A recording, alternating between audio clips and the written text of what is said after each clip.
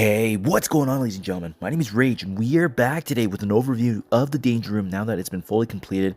And guys, thankfully, we still have 12 days, 18 hours remaining for this event, so plenty of time to get this done. So hopefully this helps you out. I've had a chance to actually go through and try different variations, different team combinations, which include Hellfire Club, Immortal X-Men, Fantastic Four, and even characters, like I said earlier in my preparation video, that Blade, still gaining that accursed trait, has some synergy with Azazel for Hellfire, so it was nice for him to actually go through and work on some of these specific packs to help us actually accumulate points over time. Now, guys, before we get started here with some gameplay, and just kind of showcasing for you the teams that worked.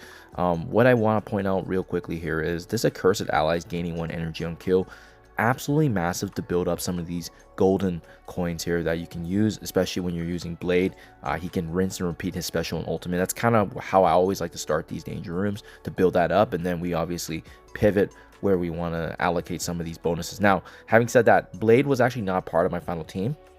My final team consisted of mainly Immortal X-Men. I'm going to show you some gameplay, how smooth it is. But once you get to a point where you're comfortable, in my opinion, number 10 here with the on-spawn Hellfire Clubs gaining offense up, defense up, speed, regen, immunity, and revive once. This is a massive one, especially for respective Hellfire Club members. Once you're at this point, I took this accursed energy one off. And then I think a really good one is to either you can use allies not gaining exhaust, so to counter Mephisto, or you can even give them the extra increase in speed for 10%. So that's what I like to do personally, as you know, usually if you're getting the turn ahead of enemies, you're in a good spot. So now let me show you kind of what are some good starting combinations here. If you have Rachel Summers, Azazel, they're going to be really good additions. But for myself, when I was going through this anyways, the hidden gem was actually Storm. But what I started off with, first of all, was my Emma Frost X-Men and Shadow King, with them having astral synergies, but as well, they also have Emma Frost here being classified as a respective Hellfire and Immortal X-Men member.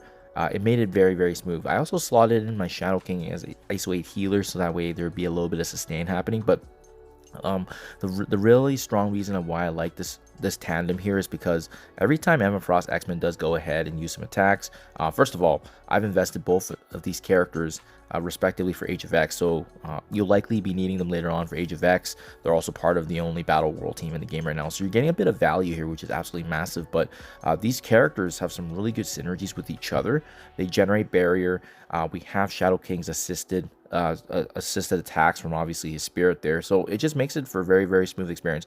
These two can get a lot done together, but the only downside is, I will say, is their energy regeneration. Now, where it can quickly snowball and build up is once you get Storm on part of this team, because Storm is also going to be part of the Immortal X-Men team, right? So what you want to be going through is the first few nodes here, as you see on screen, and building up those opportunities where you can recruit character shards and cards, so that way you can take advantage of obviously building on top of this team. My final team actually ended up being Emma Frost X-Men, Shadow King, Storm, and then I also had Rachel Summers, and I actually rented both my Storm and Rachel Summers because that's the better way to play it, especially if you don't have those characters unlocked. But as well, I found that with Shadow King and Emma Frost, my goodness, they can get so much done, absolutely unreal. And what you want to be doing for once you get access to those characters is actually building up Storm's charges as well. So you can see we're not getting the best cards here, but that's okay. We want to get to some of these care packages where we can get an opportunity here to rent some characters. So not great. You can bring in Emma Frost. She can help out with some speed here and there, but you can see just how smooth it is, even though these characters weren't really designed intentionally. I think a lot of folks were probably thinking, oh yeah, like this is a Fantastic Four mixed with Hellfire Danger Room. Those characters probably make the most sense. My Azazel is geared to 19, but he struggles, I think, because of the fact that there's lower stars. But just look at this, guys. Just look at the assisted attacks that we're getting with Shadow King. And again, because likely you're going to be needing one or both of these characters in the respective Age of X, you're going to be getting a lot of value, which is pretty massive here. You want to be careful too with Shadow King's ultimate. It's a really good ability that can clean up a lot of things. But remember, he does have energy issues going through until you get some of the cards that actually help him out. So that's just something to be mindful of there. But yeah, I like Emma Frost here as well, because remember, both the Emma Frost do count as the Hellfire now, so it's just really cool to get that synergy here. And again, like I said, you can see how smooth this is, even just being the first few nodes here, and how quickly we can build up these gold packs. But what I want to be gunning for ultimately is going to be ultimately recruiting Storm, right? If you don't get that chance, that's okay. That's where the RNG factor does come in. You can get a chance like this where, you know, Gambit also does get a significant increase as well. And I haven't had a lot of chances to play with Gambit, but he has the passive pings. He's also very, very strong with the intention of this game mode, some of these characters, right? And what I do like about Gambit is his pings, and again, he doesn't use any energy, which is nice. But I do feel like this specific Danger Room anyways was designed more to favor kind of the Immortal X-Men in play here, as you can see, right? But what was really surprising is having access to a character like Shadow King, because he's the most, you know, he's the second most recent legendary character before obviously Blastar and Quasar, right? So that last one to round things up in 2024. But just the fact that we can get access to him, I mean, he's very, very strong as well. And like I said, it's cool that he has that dual synergy there with the Emma Frost, who also already has synergy with Hellfire Club and the Immortal here. So that's really, really cool. Okay, so you can see we're not really struggling at all, but to keep in mind, these are the beginning nodes here. But you want to be gunning for some of these Immortal X-Men synergies there, so that way their cards also trigger. And if I'm not mistaken, right, and this is why I kind of wanted to test this out for Gambit. There's a few tunes like Gambit, Storm, Madeline Pryor. They get a significant increase depending on if they're actually on your roster right now. So in this case, they are. So you'll see here. Let's see if it actually pops up. Not yet. So in the instances that you get into some of these care packages, right? Oh, nice. So Rachel Summers is a good one. This is every time you can get a chance to recruit her, I'd highly recommend it. But yeah, what I'm hoping for is, yeah, so we don't get a chance to get Storm, but you can still bring in your Fantastic Four, Sebastian Shaw, a little bit of synergy there. But what you want to be ultimately looking for then is these cards right here. So because I have Emma Frost X-Men, Emma Frost Gambit, you want to be gunning for these Omega level threats. Cards are absolutely game changers, guys. So now that I have both the Emma Frost on my team, you're going to be seeing a very different version of these characters, because they get significantly stronger, they're tankier, and as well they hit like absolute trucks. So you can see what's also different about these Omega updated cards is the fact that they also look like their HP has gone down, but their abilities, their potency have actually increased significantly. So let's go ahead, just use the ultimate here. I wonder if I can just show you how strong she is with her ultimate. But remember, she's not a damage dealer, but they get some really strong increase in power here. And what I like about Rachel Summers now is the fact that we can also spread stuns when the opportunity presents itself. We get the passive pings here from Gambit, so that's pretty massive.